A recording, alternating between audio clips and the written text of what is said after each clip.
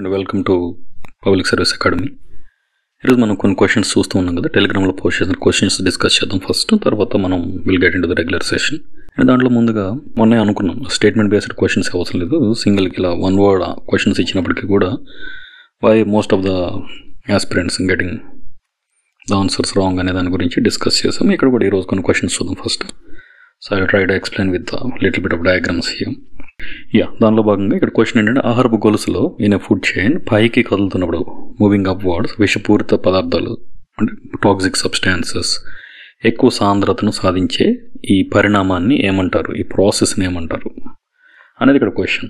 So ఇక్కడ చాలామంది కూడా 27% బయో అక్యుములేషన్ అన్నారు. So and you got it right, biomagnification is the right answer here. But biomagnification అంటే ఏంటంటే, ఇక్కడికి ఒక ఆన్సర్ చెప్తాను చూడండి. Eutrophication is just nothing to do with eutrophication. Eutrophication అనేది ఓన్లీ నైట్రేట్స్ అండ్ ఫాస్ఫేట్స్ గురించి మాట్లాడుతాం కాబట్టి యూట్రాఫికేషన్ అనేది కాదు. సో ఇక్కడ ఏంటంటే టాక్సిక్ విషపూరిత పదార్థాలు అన్నప్పుడు బయో రెమిడియేషన్ కాదు. బయో రెమిడియేషన్ అనేది ఒక పాజిటివ్, ఒక మంచి పద్ధతి అంతే తప్ప nothing to do with toxic substances. కాబట్టి ఇది ఎట్టి పరిస్థితుల్లో కాదు, యూట్రాఫికేషన్ కూడా కాదు. ఇక్కడ బయో మ్యాగ్నిఫికేషన్. అసలు బయో మ్యాగ్నిఫికేషన్ అంటే ఏంటి అంటే, ఫర్ ఎగ్జాంపుల్ మనం తీసుకున్న ఒక చెరువు లేకపోతే ఒక రివర్ వాటర్ సిస్టమ్. ఇక్కడ మనం ఏమనుకున్నామంటే ఒక వాటర్ ఈకో సిస్టమ్ తీసుకున్నాం ఈరోజు. ఈ వాటర్ ఈకో సిస్టంలో ఇక్కడ చూడండి చాలా ఫిషెస్ ఉన్నాయి. ఈ ఫిషెస్ అన్నిటిలో కనుక ఈ వాటర్లోకి కొంచెం కనుక పాదరసాన్ని కనుక వదిలితే, ఫర్ ఎగ్జాంపుల్ మెర్క్యూరీ కనుక వదిలితే in the form of methyl mercury contaminate అవుతుంది కదా, కలుషితమైన కూడా. ఒక్కొక్క చిన్న చేప కూడా ఎంత తీసుకుంది అంటే, ఫర్ ఎగ్జాంపుల్ ఇలా తీసుకుందాం, ఒక్కొక్క చిన్న చేప కూడా 0.1 సార్ ఫర్ ఎగ్జాంపుల్, లేకపోతే 1 mg అనుకోండి. ఒక్కొక్క మిల్లీగ్రామ్ మెర్క్యూరీని ఒక్కొక్క చిన్న చేప తీసేసుకుంది. ఈ చిన్న చేపలు అన్నింటిని ఏం చేస్తుందంటే, ఈ పెద్ద చేప ఉంది కదా, ఈ పెద్ద చేప ఒక 1000 స్మాల్ ఫిషెస్ని తినేసింది అనుకోండి. చిన్న ఫిష్ అంటే చాలా చిన్నగా ఉంటాయి కదా, పెద్ద ఫిష్ అంటే పెద్దగానే ఉంది. ఒక 1 mg ఉన్న వాటిని తింటే అప్పుడు ఆ పెద్ద చేపలో ఉన్న మెర్క్యూరీ ఎంత అంటే 1 గ్రామ్. సో ఇక్కడ 1 mg ఉండాల్సింది 1 గ్రామ్ అయ్యింది. అది ఇక్కడ రాసాను చూడండి 1 గ్రామ్ అని. సో ఇది 1 గ్రామ్. సో ఈ విధంగా 1 గ్రామ్ అయినప్పుడు నెక్స్ట్ సిచ్యువేషన్కి వచ్చేసరికి మనకేం జరుగుతుంది అనేది ఇక్కడ ఇంపార్టెంట్ పాయింట్. ఈ ఫిష్ని ఏం చేస్తుందంటే, ఈ ఫ్రాగ్ ఉంటుంది కదా, ఫుడ్ చైన్ మన దగ్గర ఉన్న ఆహారపు గొలుసులో భాగంగానే ఈ కప్ప ఏదైతే సముద్రంలో ఉండే అడుగున, అంటే కప్ప అనేది ఆంఫిబియన్ ఉభయచర జీవి కాబట్టి అది భూమి మీద ఉంటుంది, సముద్రంలోనూ ఉంటుంది, నీళ్ళల్లోనూ ఉంటుంది. కాబట్టి ఇది అక్కడికి వెళ్ళి ఒక 4-10 చేపలు తినేసింది అనుకోండి. అప్పుడు ఈ కప్ప లోపల ఎంత ఉంది, 10 గ్రామ్స్ ఉంది. నార్మల్గా చిన్న ఫిష్లో ఉంది ఫస్ట్ 1 మిల్లీగ్రామ్, దాని నుంచి పెద్ద చేపలకి వచ్చేసరికి 1 గ్రాము, అక్కడ నుంచి ఇక్కడ 10 గ్రాములు. అదే ఏదైనా చైనా వాళ్ళు వచ్చేసి ఇక్కడ 10 కప్పలు తిన్నారనుకోండి, వాళ్ళకి 100 గ్రామ్స్. ఇది అంటే ఈ చిన్న చిన్న చేపలలో అక్యుములేట్ అయినటువంటి ఈ మిల్లీగ్రామ్స్ ఆఫ్ మెర్క్యూరీ, కలుషితం అయినటువంటి మెటల్ కదా, భారలోహం కాబట్టి అదంతా కూడా చేపల నుంచి ఈ విధంగా కప్పలోకి వెళ్ళే ఛాన్స్ ఉంది. ఈ కప్ప లోపల అక్యుములేట్ అయినటువంటి ఆ పాదరసాన్ని నెక్స్ట్ వచ్చినటువంటి ఆహారపు గొలుసులు వేరే జీవి తిన్నప్పుడు ఇదంతా కూడా దాంట్లోకి ప్రవేశిస్తుంది. సో ఈ విధంగానే ఈ ఆహారపు గొలుసు అనేది ఈ టాక్సిక్ సబ్స్టాన్సెస్ అక్యుములేట్ అని అంటే పోగవటం, ఒకదాంతో పోగైపోయి దీంట్లోకి రావటం, దీంట్లో నుంచి తర్వాత ఈ కప్పలోకి రావటం. సో మిల్లీగ్రామ్స్ నుంచి ఉన్నది ఏమైంది, గ్రామ్స్ అయిపోయింది. సో ఇదే బయో మ్యాగ్నిఫికేషన్. మ్యాగ్నిఫికేషన్ అంటే మ్యాగ్నిఫైయింగ్ లెన్స్ అంటాం కదా, భూతద్దం. సో ఆ విధంగా చిన్నదే ఇక్కడ చూడటానికి 1 మిల్లీగ్రామ్స్తో ప్రాబ్లం ఏం లేదు. బట్ ఇక్కడ 10 గ్రామ్స్తో చాలా పెద్ద ప్రాబ్లమ్స్ వస్తాయి. కిడ్నీ ఫెయిల్యూర్ ఉంటుంది, రిప్రొడక్టివ్ సిస్టమ్ మాల్ ఫంక్షన్ అయ్యే ఛాన్స్ ఉంది. సో ఈ విధంగా టాక్సిక్ సబ్స్టాన్సెస్ గురించి మనం మాట్లాడుతూ ఉంటాం. సో ఇదే విధంగా ఇక్కడ DDT కానీ ఏదైనా తీసుకున్నట్లయితే ఇదే సబ్స్టాన్స్ అనేది ఏం లేదు. అంతకుముందు ఉండే క్రిమికీటకాలను చంపేటటువంటి DDT ఉండేది కదా, ఈ DDT సబ్స్టాన్స్ కూడా అలాగే. సో 1950s ఏదో మేజర్ ప్రాబ్లం అయిపోయింది. ఏమైంది, బాల్డ్ ఈగల్స్ అని ఉండేవి, ఆ గ్రద్దలు, వాటి యొక్క ఎగ్స్ ఉంటాయి కదా, ఇవన్నీ కూడా చాలా పలుచగా వచ్చిందంట. ఎగ్ పైన ఉండే పొర ఉంటుంది కదా, ఎగ్ కవచం అవుటర్ లేయర్. సో అది చాలా బ్రిటిల్ పెళుసుగా ఉండిపోయి ఎగ్స్లోంచి పిల్లలు పొదకుండానే చనిపోయింది. అందువలన వీటి జాతి అంతా అంతరించిపోయింది. సో ఈ విధంగా ఈ DDT అనేది వాటర్ నుంచి ఎంటర్ అవ్వచ్చు. ఎందుకంటే ఆ బాల్డ్ ఎగ్ అనేది ఆ చేపల మీద ఆధారపడి ఉంది కాబట్టి ఈ చేపలను తినడం వల్ల. సో కప్పే తినాల్సిన అవసరం లేదు, బయట నుంచి వచ్చిన బర్డ్ అయినా తినేసి, అయితే మనుషులు తిన్నా కానీ ఈ పెద్ద ఫిష్ మనిషి తిన్నప్పుడు కూడా మనుషుల్లో కూడా ఎంటర్ అయిపోతుంది మెర్క్యూరీ అనేది. మనకు అదే కదా మెర్క్యూరీ నుంచి వచ్చింది మినిమేటర్ డిసీజ్ అన్న, జపాన్లో పొల్యూషన్ లీక్ అయినప్పుడు మిథైల్ మెర్క్యూరీ. సో ఈ విధంగా మనం దీన్ని ఒక బెస్ట్ ఎగ్జాంపుల్గా చెప్పుకోవచ్చు. ఇప్పుడు రెండో క్వశ్చన్ చూద్దాం. క్రింది వాటర్లో జల నాణ్యతను అంటే వాటర్ క్వాలిటీని సూచించే సూచి ఇండికేటర్ అండ్ జీవ పదార్థ కాలుష్యానికి సంబంధించింది ఏది అన్నారు కాబట్టి ఇక్కడే ఇచ్చాం బయోలాజికల్ కెమికల్ ఆక్సిజన్ డిమాండ్ అని చెప్పేసి. సో దీన్ని కొంతమంది బయోలాజికల్ ఆక్సిజన్ డిమాండ్ అంటారు, కొంతమంది బయోకెమికల్ ఆక్సిజన్ డిమాండ్ అంటారు. But both are same, nothing, there is no much difference. అక్కడ ఏం పెద్ద తేడా ఏం లేదు. ఇక్కడ మనం వాటర్ క్వాలిటీని టెస్ట్ చేయడానికి 2 రకాల పారామీటర్స్ యూస్ చేస్తాం జనరల్గా. ఫస్ట్ ఇది డివో అనుకోండి, డిజాల్వ్ ఆక్సిజన్, ఎంత ఆక్సిజన్ ఉంది అనేది డైరెక్ట్గా చెప్పొచ్చు.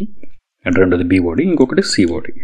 ఇక్కడ సిఓడి గురించి కెమికల్ ఆక్సిజన్ డిమాండ్ గురించి ఇక్కడ ఏం డిస్కషన్ పెట్టట్లేదు, జస్ట్ బీఓడి. ఎందుకంటే మన టీజీపీఎస్సీలో కూడా అడిగిన క్వశ్చన్ ఇది. అండ్ అంతకుముందు యూపీఎస్సీలో కూడా జనరల్గా అడుగుతూ ఉంటాడు, మోస్ట్ ఫ్రీక్వెంట్గా వస్తుంది. ఎందుకంటే వాటర్ క్వాలిటీ గురించి మనం మాట్లాడేటప్పుడు బీఓడి అనేది మేజర్ ఫ్యాక్టర్, పెద్ద రోల్ ప్లే చేస్తూ ఉంటుంది. ఇక్కడ పీహెచ్ ఎందుకనండి? పీహెచ్ ఉంటుంది, ఇంపార్టెంట్. మనకి తెలుసు, వాటర్ ఉందనుకోండి ఒక పీహెచ్ ఉంటుంది, రెయిన్ వాటర్ ఉందనుకోండి ఈ పీహెచ్ ఉంటుంది, అదే న్యూట్రలైజ్డ్ అండ్ డీఅయనైజ్డ్ వాటర్ ఉంటే ఈ పీహెచ్ ఉంటుంది, 7 ఉంటుంది, మనకు తెలుసు. సో కొన్ని రకాల వాటర్ బాటిల్స్ ఉంటాయి, విరాట్ కోహ్లీ వీళ్ళ దగ్గర ఆల్కలైన్ వాటర్ అంటారు. ఆల్కలైన్ వాటర్ అంటే మనకు తెలుసు, 7 అంటే న్యూట్రల్, 7 కంటే ఎక్కువ ఉన్నప్పుడు 7 to 14 ఆల్కలైన్ అంటారు. బట్ ఇక్కడ పీహెచ్ అనేది ఎందుకు వచ్చింది? ఇక్కడ బయోలాజికల్ అన్నాం కదా, పీహెచ్ అనేది కెమికల్ ఫ్యాక్టర్. టర్బిడిటీ అనేది దాని లోపల కొంచెం మబ్బుగా ఉందనుకోండి, అంటే క్లియర్గా లేదనుకోండి వాటర్, అది టర్బిడిటీ అంటారు. అండ్ హార్డ్నెస్ అనేది కూడా అంతే. అందులో కనుక బార హైడ్రోజన్ కనుకుంటే దాన్ని భారజలం అంటారు, డ్యూటీరియం అంటారు కదా, అది దాని యొక్క హార్డ్నెస్ ఎక్కువగా ఉంది అని అంటారు, కఠినత్వం ఎక్కువగా ఉంది అని అంటారు. బట్ ఇక్కడ కఠినత్వం, టర్బిడిటీ, పీహెచ్ ఇవన్నీ కూడా కెమికల్ ఇండికేటర్స్ కదా, రసాయన సూచీలు. ఇది తెలిసిన క్వశ్చన్ కూడా మీరు ఇలా తప్పు పెడితే ప్లస్లు రాకపోగా మార్క్స్ మైనస్ వస్తాయి కదండి. కొంచెం కేర్ఫుల్గా, ఇంకొంచెం జాగ్రత్తగా క్వశ్చన్ 1-2 సార్లు చూడండి. ఏదో ఒకటి ఆన్సర్ పెడితే ఇక్కడేం కాదు, ఇదేదో నేను అడుగుతూ ఉన్నాను మీరు పెడుతూ ఉన్నారు, you got nothing to lose. But ఇదే కనుక అలవాటు అయితే ఎగ్జామ్లో కూడా అదే కదా, జస్ట్ ఓఎంఆర్ షీట్ మీద ఒక చుక్కగా ముందు పెట్టేసుకున్న తర్వాత ఇది అరే తెలిసింది కూడా మనం మిస్ అయిపోయామే. ఆయన తెలిసినప్పుడు కూడా ఎట్టి పరిస్థితుల్లో పక్కన ఇంకా 3 బబుల్స్ ఖాళీగా ఉన్నా ఇది కరెక్ట్ ఆన్సర్ అని తెలిసినా ఇక్కడ చుక్క పెట్టినాం కాబట్టి తప్పనిసరి పరిస్థితుల్లో దాన్ని దిద్దాల్సి వచ్చేటప్పుడు ఉంటుంది. చూసారా బాధ, అది అసలైన బాధ అంటే. అందుకే క్వశ్చన్ చదవండి. 60 seconds టైం ఇచ్చారు కదా, 7 to 8 seconds బబుల్ చేయడానికి టైం పడుతుంది. ఇంకా కరెక్ట్గా చేస్తే 6 to 7 seconds. నేనే 1 second 2 seconds అని చెప్పను. ప్రాపర్గా దిద్దాలి కదా, లేకపోతే ఉపయోగం ఏముంటుంది, ఇట్లా దిద్దితే మొత్తం ఫిల్ చేయాలి కదా. సో ఆ విధంగా దీనికి వదిలేసిన ఇంకా మీకు you will be left with 50 seconds. 2-3 times చూడండి, కనీసం చిన్న క్వశ్చన్స్ అయినా.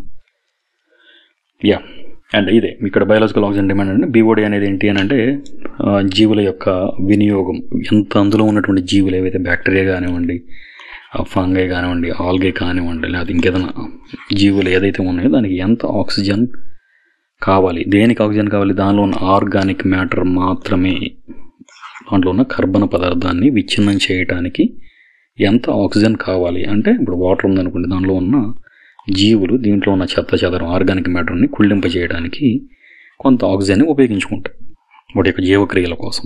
దీన్నే బీఓడి అంటారు. అంటే దీని అర్థం ఏంటి, దీని లోపల బీఓడి కనుక ఎక్కువ ఉందనుకోండి, దానికి కావాల్సిన ఆక్సిజన్ రిక్వైర్మెంట్ ఎక్కువ ఉందంటే దీంట్లో ఆర్గానిక్ వేస్ట్ ఎక్కువగా ఉంది అని అర్థం. ఈ క్వశ్చన్ ఇలాగే అడగాల్సిన అవసరం లేదు. బీఓడి ఇందులో ఉన్న ఏ వేస్ట్ని, మనకి ఏ రకమైనటువంటి వ్యర్థ పదార్థాలను తెలియజేస్తుందంటే ఆర్గానిక్, సేంద్రీయ వ్యర్థ పదార్థాల గురించి మనకు తెలుపుతూ ఉంటుంది. సో ఆ విధంగా వాటర్ క్వాలిటీకి ఇది ఒక ఇంపార్టెంట్ సూచిగా తీసుకుంటారు. సాధారణంగా ఆర్గానిక్ కాలుష్యం గురించి మాత్రమే చెప్పేది. అంటే ఏమవుతుంది, ఇది కనుక బీఓడి హయ్యర్ ఉందనుకోండి వాటర్ క్వాలిటీ తక్కువ ఉన్నట్టు, ఇన్వర్స్ ప్రపోర్షనల్ ఉంటుంది బీఓడికి వాటర్ యొక్క నాణ్యతకు. సో నీటిలో కరిగి ఉండే ఆక్సిజన్ని ఇది ప్రభావితం చేస్తుంది. అండ్ ఎందుకనంటే ఆక్సిజన్ డిప్లీషన్. సో దేనికి ఆక్సిజన్ తగ్గిపోతే ఏమవుతుంది, వాటర్ లైఫ్ ఉంటుంది కదా, ఆక్వాటిక్ లైఫ్ అనేది స్ట్రెస్కి గురవుతుంది, ఇబ్బందులకు గురవుతుంది, చనిపోతుంది. ఇక్కడ ఈ బీఓడిని కూడా కొన్ని రకాల కారకాలు, ఫ్యాక్టర్స్ అనేవి ఇన్ఫ్లుయెన్స్ చేస్తాయి. అదేంటంటే ఒకటి ఉష్ణోగ్రత, రెండోది ఇక్కడ బీఓడి అనేది జనరల్గా ఏంటంటే 20 degrees టెంపరేచర్ దగ్గర టెస్ట్ చేస్తారు. ఒక 5 days ఉంచేసి దాన్ని ఇంక్యుబేషన్కి పెట్టేసి దాన్ని టెస్ట్ చేస్తారు. But you don't want to know, but temperature అనేది ఇంపార్టెంట్, 5 days అనేది ఇంపార్టెంట్. బట్ ఇంకొన్ని కేసెస్లో బీఓడి 5, 6, 7 days అనేది కూడా తీసుకుంటారు. బట్ జనరల్గా మనం తీసుకునే ల్యాబులలో యూస్ చేసేది మొత్తం మన పొల్యూషన్ కంట్రోల్ బోర్డు వాళ్ళు తీసుకునేది, హుస్సేన్ సాగర్లో వాటర్ తీసుకెళ్ళినా చేసేది ఇది. BOD 20 degrees temperature at 5 days ఈ టెస్ట్ చేస్తారు. సో ఇక్కడ మేజర్గా ఏంటంటే టెంపరేచర్, ఉష్ణోగ్రత అనేది మేజర్ రోల్ ప్లే చేస్తుంది. ఒక ఇన్ని రోజుల తర్వాత ఎంత ఆక్సిజన్ కన్జ్యూమ్ చేయబడింది, వినియోగించబడింది. ఎక్కువ ఆక్సిజన్ అయిపోయింది అనుకోండి, దాని లోపల ఎక్కువ జీవులు ఉన్నట్టు, ఎక్కువ ఆర్గానిక్ మ్యాటర్ ఉన్నట్టు, కాబట్టి ఆ వాటర్ అనేది కలుషితమైంది అని చెప్పేసేయచ్చు. నెక్స్ట్ థర్డ్ క్వశ్చన్ చూడండి, మైనింగ్ కార్యకలాపాల ద్వారా. ఈ క్వశ్చన్కి చాలా నేను సర్ప్రైజ్ అయ్యాను. మీకు ఆల్రెడీ నేను ఆడియో మెసేజ్ కూడా ఉంచాను టెలిగ్రామ్లో. బట్ స్టిల్ ఎంతోమంది రాంగ్ ఎందుకు పెడుతున్నారు అనేది జస్ట్ నేనే కన్ఫ్యూజ్ అయ్యాను. మీరేం ఆలోచిస్తున్నారు అని. సో మైనింగ్ కార్యకలాపాల ద్వారా అంటే నేను ఇక్కడ ఇండస్ట్రీస్ అడగలేదు, తర్వాత హౌస్ హోల్డ్ ప్రాసెసెస్ అడగలేదు. ఓన్లీ మైనింగ్ కార్యకలాపాల ద్వారా నీటిలో, ఇది గుర్తుపెట్టుకోవాలి, ఇది క్యాచ్ చేయాలి 2 పదాలు, కలుషితమయ్యే మరియు మనుషులు అంటే హ్యూమన్స్కి అండ్ పర్యావరణానికి విషపూరితంగా ఉండే లోహం ఏది అన్నాం. Okay, right. సో ఇక్కడ లెడ్ అని అంటే ఓన్లీ లెడ్ ఇండస్ట్రీస్ ఉన్న దగ్గర జరుగుతుంది, లెడ్ మైనింగ్ అని కూడా దాని గురించి ఇక్కడ లేదు ఇక్కడ. తర్వాత క్యాడ్మియం అనేది heavy metal, we don't need to bother about much. దీనికి కూడా 12%, దీనికి కూడా 24%. మనకి ఇక్కడ 2 మేజర్గా ఆర్సెనిక్ అండ్ మెర్క్యూరీ గురించి జనరల్గా వాటర్ కంటామినేషన్ అన్నప్పుడు మనం మాట్లాడతాం. బట్ ఇక్కడ ఏంటంటే during the extraction of gold, ఏదైతే బంగారం తీసుకుంటారో రా మెటీరియల్ ముడి పదార్థాల నుంచి ఇంత హై లెవెల్లో వేడి చేసి బంగారాన్ని సంగ్రహించేటప్పుడే మనకి మెర్క్యూరీ అనేది వాతావరణంలోకి విడుదలవుతుంది. ఈ మెర్క్యూరీ సబ్స్టాన్సెస్, ఈ మెర్క్యూరీ సూర్యరశ్మితో చర్య పొందినప్పుడు నీటితో కలిసిపోతుంది, మిథైల్ మెర్క్యూరీ ఫామ్ అవుతుంది. ఇక్కడ ఇవన్నీ కూడా కంటామినేటెడ్ వాటర్. తర్వాత ఇదే మెర్క్యూరీ గాలితో కలిసినప్పుడు ఏమవుతుంది, ఇక్కడ వాతావరణంలో కలిసిపోతుంది, అది మొక్కలు పీల్చుకుంటాయి, గాలితో పాటు వెళ్ళిపోయి. అదేవిధంగా ఇదే మెర్క్యూరీ మొక్కల యొక్క ఆకులు ఉంటాయి కదా, లీవ్స్, వాటిలో కూడా అక్యుములేట్ అవుతాయి. ఇవన్నీ కూడా మళ్ళీ నేలలోకి వెళ్తాయి. ఈ విధంగా ల్యాండ్ కంటామినేట్ అయింది. ఈ వాటర్ కూడా భూమి లోపలికి వెళ్తాయి కాబట్టి భూమి అంతా కంటామినేట్ అవుతుంది. So water bodies, land contaminate, ఇక్కడ ఉన్న పంటలు కూడా కలుషితమైన కూడా ఆటోమేటిక్గా తిన్నటువంటి ఆ జంతువులు, యానిమల్స్ ఏవైతే ఉన్నాయో, హ్యూమన్స్ పంటలు తింటే మనుషులకు కూడా వచ్చే ఛాన్స్ ఉంది. బట్ ఇక్కడ when you come to this arsenic వస్తే ఏంటనంటే, ఆర్సెనిక్ మైనింగ్ ఇండస్ట్రీస్ ద్వారా రాదండి. ఓన్లీ ఇండస్ట్రియల్ ప్రాసెసెస్ ద్వారా, వాల్కానోస్ ఏవైతే అగ్నిపర్వతాలు ఉన్నాయో వాటి యొక్క విస్ఫోటనం వలన అండ్ ఇంకొక రకాల మినరల్స్ని తీసుకుని వాటిని ప్రాసెస్ చేయడం వల్ల వస్తుంది. మనకు ఆర్సెనిక్ అనేది ఇక్కడ డైరెక్ట్గా దొరకదు. బట్ ఇక్కడ మెర్క్యూరీ ఏంటంటే it can enter in to the food chain and harm humans and other organisms as well. So mercury అనేది డైరెక్ట్గా ఎంటర్ అయ్యే కెపాసిటీ ఉంటుంది. ఈ విధంగా మొక్కల్లోకి వెళ్ళగలదు, వాటర్లోకి వెళ్ళగలదు, గాలిలోకి కూడా వెళ్ళగలదు. So mercury pollution can be found in plants, fish, human hair, ఎక్కడైనా దొరుకుతుంది. సో ఇదేం చెప్పేదంటే WHO, వరల్డ్ హెల్త్ ఆర్గనైజేషన్ వాళ్ళు ఏం చెప్పారంటే, మెర్క్యూరీ అనేది అత్యంత ప్రమాదకరమైన లోహం. ఇది పబ్లిక్ హెల్త్ దృష్ట్యా కానీ చూసినట్లయితే. So permanent disabilities and even death, మరణం కూడా సంభవించే ఛాన్స్ ఉంటుంది. ఓకే, నెక్స్ట్ క్వశ్చన్ చూడండి. జల వ్యవస్థ అన్నక్కడ నేను ఇక్కడ మెరైన్ ఈకోసిస్టమ్ అని మెన్షన్ చేశాను. ఎందుకనంటే ఈ జల వ్యవస్థ can be classified into 2 types. ఏదంటే మంచినీటి ఆవరణ వ్యవస్థ, అలాగే ఉప్పు నీటి ఆవరణ వ్యవస్థ. అంటే fresh water, salt water, brackish water ఉంటుంది కదా, మెరైన్ వాటర్. ఈ ఫ్రెష్ వాటర్లో మనం మంచినీటి కాలువలు, చెరువులు, సరస్సులు, నదులు ఇవన్నీ ఇక్కడ వస్తాయి. అదే ఉప్పు నీటి తీసుకున్నట్టయితే ఈస్టరీస్ లాంటివి, కొన్ని డెల్టా ప్రాంతాలు అండ్ సముద్రాలు, మహాసముద్రాలు, సీస్ అండ్ ఓషన్స్ ఇక్కడ వస్తాయి. ఇక్కడ ఏంటంటే ఈ మెరైన్ ఈకోసిస్టంలో జీవ వైవిధ్యాన్ని నిలుపుకునే పాత్రను పోషించే కీస్టోన్ స్పీసీస్ ఏది? అసలు కీస్టోన్ స్పీసీస్ అంటే ఏంటంటే, ఏ జాతి అయితే ఒక ఆవరణ వ్యవస్థ మీద పెద్ద ప్రభావం, అంటే లార్జ్ ఇంపాక్ట్, చాలా పెద్ద ప్రభావం చూపుతుందో ఇది మిగతా జీవుల యొక్క జనాభాపై, దాన్ని ఈ కీస్టోన్ స్పీసీస్ అంటారు. సో ఇక్కడ ఏంటంటే మన దగ్గర ఉన్నటువంటి ట్రాపికల్ రెయిన్ ఫారెస్ట్ ఉంటాయి కదా, అలాగే ఆ రెయిన్ ఫారెస్ట్ లాగే మనకి ఇక్కడ కూడా సముద్రాల్లో కూడా బ్రౌన్ ఆల్గే, ఈ బ్రౌన్ ఆల్గేతో చాలా పెద్ద అడవులు లాంటివి ఉంటాయి అడుగున ఫారెస్ట్లు. ఈ బ్రౌన్ ఆల్గే ఫారెస్ట్ ఉంటాయి. ఆ కెల్ప్ ఫారెస్ట్ అంటారు వాటిని, KELP, కెల్ప్ ఫారెస్ట్ అంటారు. సో ఇది బ్రౌన్ ఆల్గేతో ఏర్పడతాయి ఇవి. ఈ ఆల్గే లోపల ఉండే దీన్ని సముద్ర ఎలుకబంటి అంటారు. ఇది సీల్ కాదు, సీల్ ఈజ్ డిఫరెంట్, ఇది ఓటర్ దీని పేరు. సో ఇది సముద్ర ఎలుగు. సో ఇక్కడ దీన్ని కీస్టోన్ స్పీసీస్ అన్నారు. ఇది కాదు, కొరల్స్ కాదు. కొరల్స్ అనేది మన ప్రావళాలు. కొరల్స్ ఏం చేస్తాయి అంటే ఒక ఆవాసాన్ని కలిగిస్తాయి. దేనికి? చిన్న చిన్న చేపలకు లేకపోతే వేరే ఇతర జీవులకు బ్రతకడానికి ఆవాసాన్ని కలిగిస్తాయి ఇవి.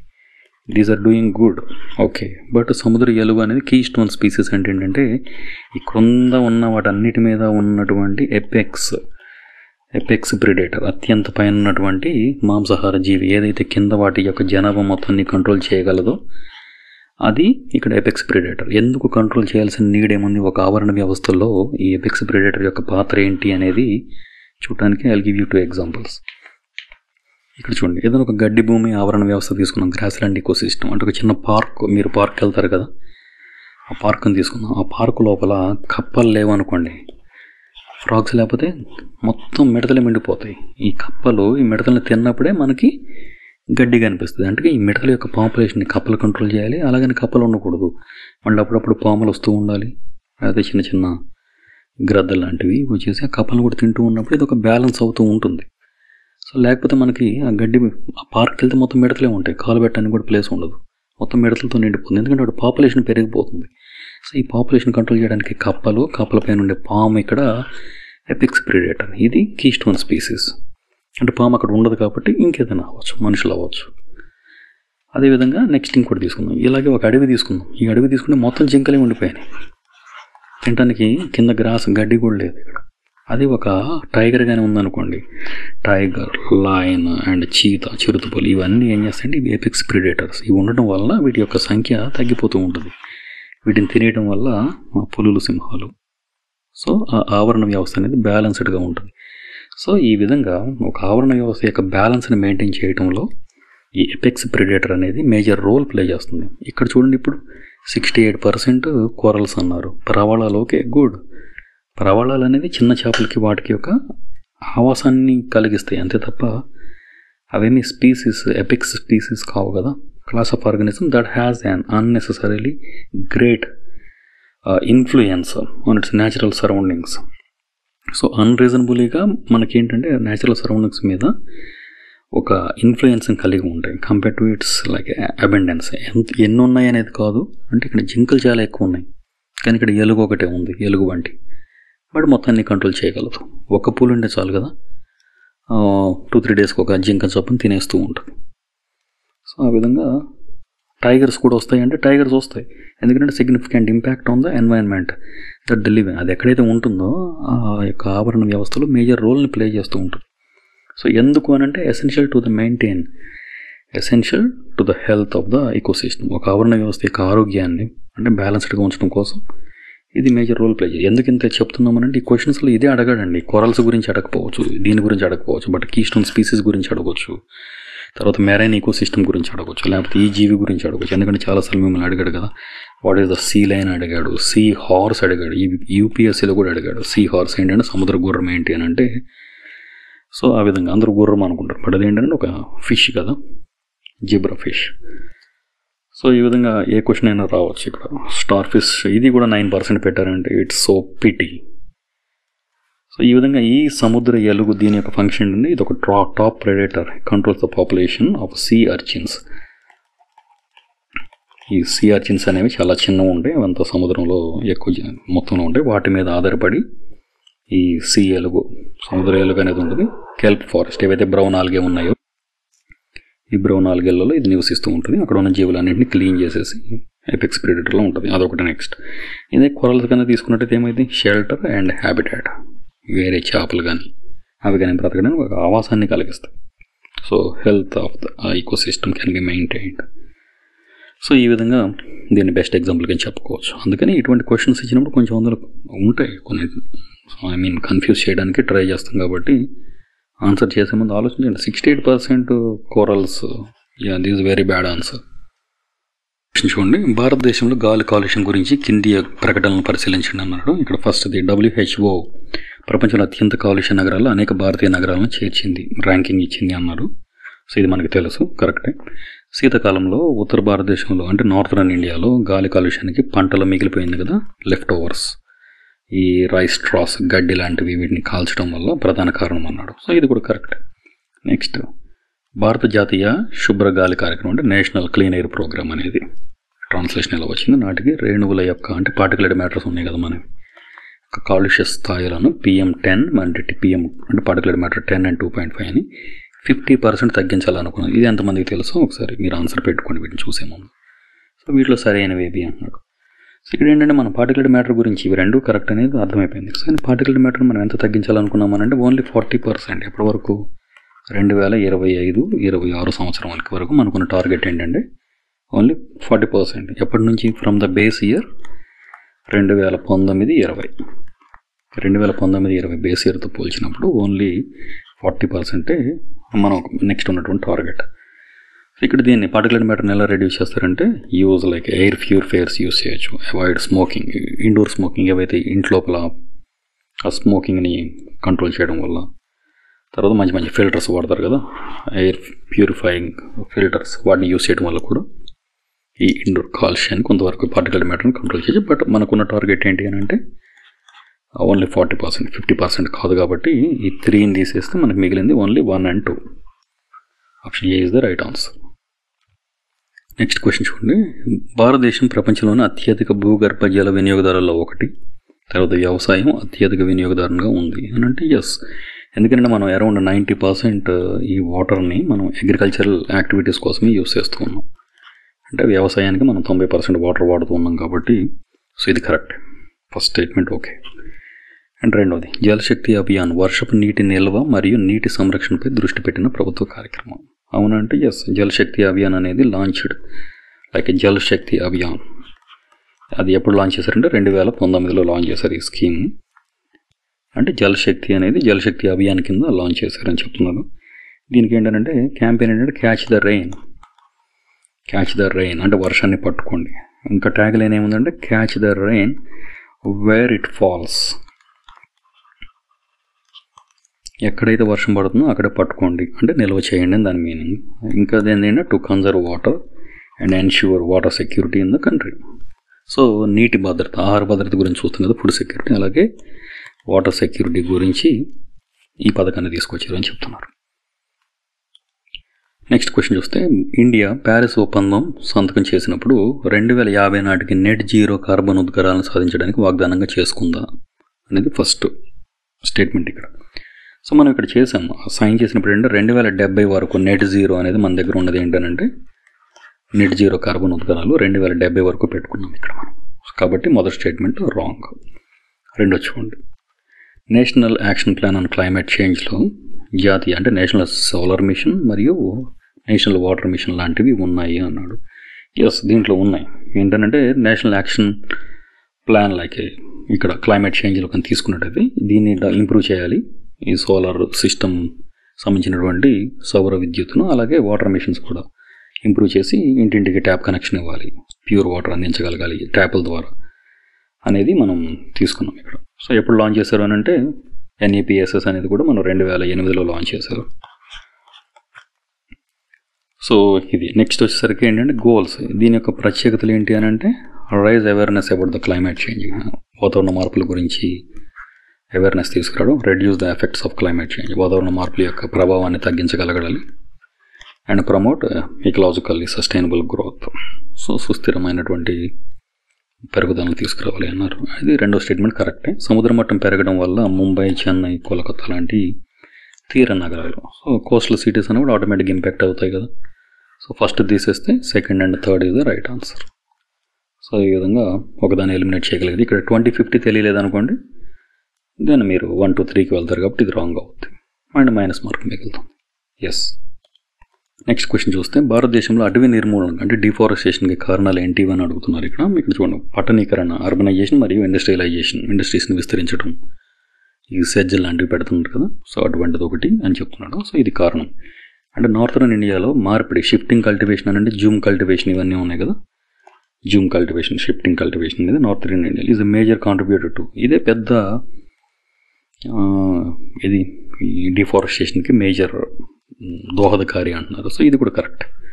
అండ్ తర్వాత సౌర పార్కులు, విండ్ పార్క్స్ వంటివి పునరుత్పత్తి శక్తి ప్రాజెక్టుల విస్తరణ, వీటి విస్తరణ కోసం కూడా కొన్ని వందల వేల ఎకరాలు మనం తీసుకుంటూ ఉన్నాం కదా.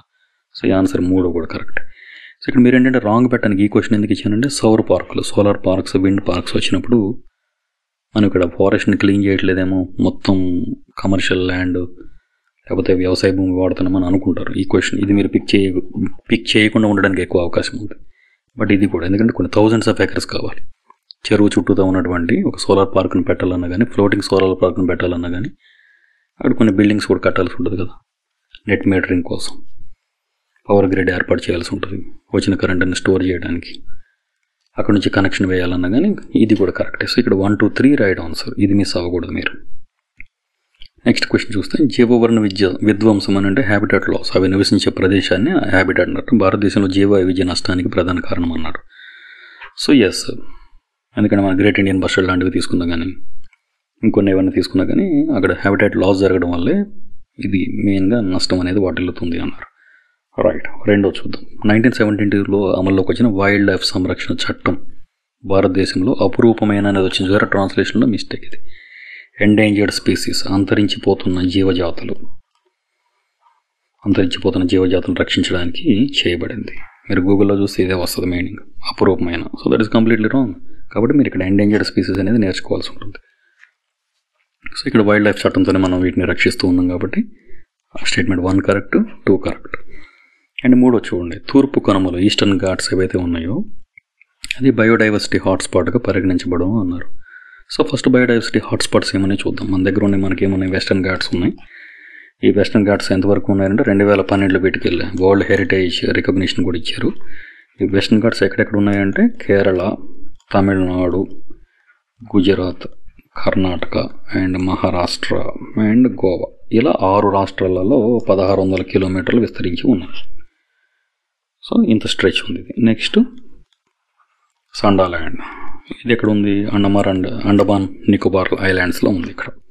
సో అండమాన్ నికోబార్ ఐలాండ్స్ ఇది ఇక్కడ 6 రాష్ట్రాలు కవర్ అయిపోయినాయి. నెక్స్ట్ వచ్చేసరికి హిమాలయాస్, ఇంకొక 3వది. హిమాలయాస్ ఎక్కడెక్కడ కవర్ అయింది అంటే సిక్కిం, అస్సాం, అరుణాచల్ ప్రదేశ్, వెస్ట్ బెంగాల్, ఈ 4 రాష్ట్రాల్లో ఇది కవర్ అయిపోయింది. ఇంకా మిగిలింది ఏంటంటే ఇండో బర్మా రీజియన్ ఉంది. సో నార్త్ ఈస్టర్న్ ఇండియాలో కొంత భాగం అండ్ అదేవిధంగా మ్యాన్మార్లో కొంత భాగం, అలాగే సౌత్ ఈస్ట్ ఏషియాలో కొంత ప్రాంతం. సో ఈ విధంగా వెస్ట్రన్ ఘాట్స్ ఉన్నాయి మనకి, సండాల్యాండ్ ఉంది, హిమాలయన్ ఉంది అండ్ ఇంకోటి Indo Burma. So Indo Myanmar కూడా ఇక్కడ మనకు ఉంది. సో ఇక్కడ వచ్చేసరికి మనకి ఈ తూర్పు కనుమలు లేదు. తూర్పు కనుమలు హాట్స్పాట్గా పరిగణించబడిందండి, ఇది తప్పు. So only option 1 and 2 is the right answer. That's it. Next question. Swachh Bharat mission ప్రత్యేకంగా ఘన వ్యర్థ నిర్వహణపై దృష్టి సాధిస్తుందన్నారు. ఓన్లీ ఘన వ్యర్థాలు ప్రత్యేకత అనేది ఏం లేదు, అన్నిటి మీద పెడుతుంది కాబట్టి ఈ స్టేట్మెంట్ రాంగ్. అండ్ ఈ వేస్ట్ ఉత్పత్తి ఒక పెరుగుతున్న సమస్య. Yes, it is a growing problem. భారతదేశం ప్రపంచంలో అతిపెద్ద ఈ వేస్ట్ ఉత్పత్తిదారుల్లో ఒకటి. ఉందనంటే ఉంది. మనం టాప్ 5 కన్నా తీసుకున్నా కానీ దాంట్లో మనం ఉన్నాం. ఈ వేస్ట్లో కూడా ఎక్కువగానే ప్రొడ్యూస్ చేస్తూ ఉన్నాం. నెక్స్ట్ 2016 యొక్క ఘన వ్యర్థ పదార్థాల నిర్వహణ నిబంధనలు వ్యర్థ మూల విభజనపై శ్రద్ధ పెట్టి, ఎక్కడైతే ఈ వేస్ట్ ప్రొడ్యూస్ అవుతుందో ఎట్ సోర్స్, ఉత్పత్తిదారుడు ఎక్కడైతే ఉన్నాయో, ప్రొడ్యూసర్ ఎక్కడ ఉన్నారో వాళ్ళు ఇక్కడ రెస్పాన్సిబిలిటీ ఆఫ్ ప్రొడ్యూసర్స్ లేకపోతే manufacturers of electronic and electrical, ఎవరైతే వీటిని తయారు చేస్తూ ఉన్నారో వాళ్ళే ఆ పాయింట్ ఆఫ్ సేల్ దగ్గరే వీళ్ళకి ఒక ఆప్షన్ ఇవ్వాలి. ఏవైతే మళ్ళీ యూజ్ చేసిన వస్తువుల్ని వెనక్కి తీసుకునే విధంగా కూడా ఎక్స్టెండెడ్ ప్రొడ్యూసర్ రెస్పాన్సిబిలిటీ అంటారు దాన్ని, ఈపీఆర్ అనేది. సో విస్తృతపరిచిన ఉత్పత్తిదారుని బాధ్యత అనేది దీని తెలుగు మీనింగ్. సో 2022లో కూడా దీనికి ఒక అమెండ్మెంట్ తీసుకొచ్చారు. తర్వాత అంతే, అంతవరకు ఇది ఎవరు టేకింగ్ కేర్ అంటే CPCB, central pollution control board అనేవాళ్ళు దీని గురించి చూసుకుంటున్నారు. ఎక్స్టెండెడ్ ప్రొడ్యూసర్ రెస్పాన్సిబిలిటీ అండ్ మనం ఎక్కువగానే ప్రొడ్యూస్ చేస్తున్నాం కాబట్టి ఈ వేస్ట్ని along with China and America. So ఇది కూడా ఇంపార్టెంట్ క్వశ్చన్. Next question. భారతదేశంలో చిత్తడి నేలలు రామ్సార్ కన్వెన్షన్ కింద రక్షించబడుతున్నాయి అన్నాడు. Yes, we all know that. తర్వాత చిత్తడి నేలలు వీటి యొక్క ప్రొటెక్షన్ అండ్ మేనేజ్మెంట్ అనేది 2017 చిత్తడి నేలలో జరిగే కార్యకలాపాలను నియంత్రిస్తాయి, కంట్రోల్ చేస్తాయి అన్నాడు. సో ఇది కూడా కరెక్ట్ ఆన్సర్. తర్వాత చిల్క సరస్సు కానీ తీసుకున్నట్లయితే ఇది ఒడిశాలో ఉంది, అది కూడా ఓకే. బట్ ఇది ఫ్రెష్ వాటర్ కాదు, ఇది బ్రాకిష్ వాటర్, కాబట్టి ఇది రాంగ్ ఆన్సర్.